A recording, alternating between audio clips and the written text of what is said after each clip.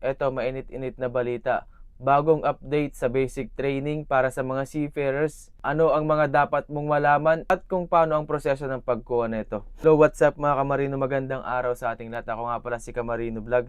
Sa episode na to, pag-uusapan natin ang bagong update sa basic training or ng BTPSSR Revised Basic Training ayon sa Marine Advisory 2025 to 40 at kung paano kayo makakapag-prepare at makakapag-process nito.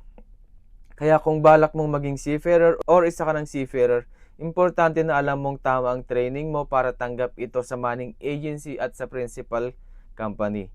So ano nga ba ang bagong update mga Kamarino? Eto, ayon sa Marine Advisory number 2025-40, epektibo simula January 1, 2026, ang updating training on BTPSSR o Revised Basic Training ay magiging mandatory para sa lahat ng mga seafarers na magsisimulang sumampa sa seagoing vessels.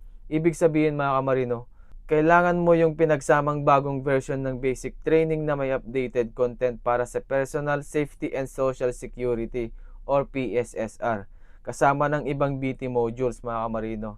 Inihayag rin sa Marina na ang basic training ay tatagal ng 10 araw hanggang 11 araw, pero depende sa training center ito, upang mas maisamang updated modules at mas holistic training mga Kamarino. Dapat na ang training center ay accredited at aprobado naman ng Marina para mag-offer ng revised BT modules. So ano nga ba ang sakop ng revised basic training mga Kamarino? Sa bagong BT, kasama pa rin ang mga basic modules gaya ng dati. Ngunit may bagong enhanced content lalo na sa PSSR.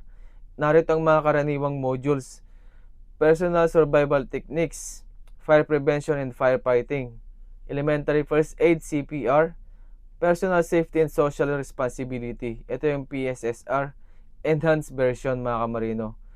Security Awareness, Basic Security depende sa status. Ang bago dito ay mas malawak ang coverage ng social responsibility, environmental protection, mental health awareness mga Kamarino at iba pang bagong protocols. So sino nga bang apektado dito? Lahat ng mga new seafarers na magsisimulang kontrata pagkatapos ng implementation date ay kailangan kumuha ng revised BT. Pati na ang mga seafarers na magre-renew or mag-update ng BT ay sasailalim rin sa bagong training para tanggap ang certificate mo sa future deployment mga Kamarino. Ano nga ba ang mga advantage at disadvantage ng bagong basic training revised BT mga Kamarino? Eto, unahin natin yung advantage. So eto, number 1, mas updated sa totoong sitwasyon sa barko. Hindi na puro luma o outdated na topic. May dagdag na aral tungkol sa mental health awareness, environmental protection at crew cooperation. Mga issue talagang nararanasan natin ngayon on board mga Kamarino. Number 2, mas mataas ang kalidad ng training. Mas maayos na drills, updated equipment at revised teaching standards mula sa Marina. Ibig sabihin, mas handa ang seafarer sa actual emergencies at real-life challenges sa barko. Number 3, mas kilala at accepted internationally. Dahil ito ay alinsunod sa STCW 2010 amendments mga Kamarino. Mas madali kang tanggapin ng ibang bansa at shipping companies, lalo na kung gusto mong mag-apply sa mga international cruise lines. Number 4, mas protektado ang karir ng mga seafarer. Ang updated certificate ay patunay na compliant ka sa bagong maritime safety standards, kaya hindi ka maiiwan kapag nag-audit o inspection mga Kamarino. Eto, number 5, mas nakakatulong sa disiplina at teamwork. Pinapalalim ng bagong training ang tamang ugali sa trabaho at respeto sa kapwa crew. Malaking bagay para sa mga bagong marino. Narito naman ang mga disadvantage mga Kamarino. Number 1, syempre mas mahal ang training fee dahil mas mahaba at may dagdag na modules. Inaasahan na tataas kaunti ang bayarin sa training center. Number 2, mas mahaba ang duration, 10 to 11 days mga Kamarino.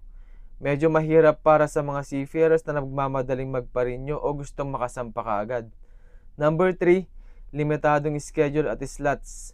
Dahil bago pa lang, hindi pa lahat ng training center ay accredited mag-offer ng revised BT.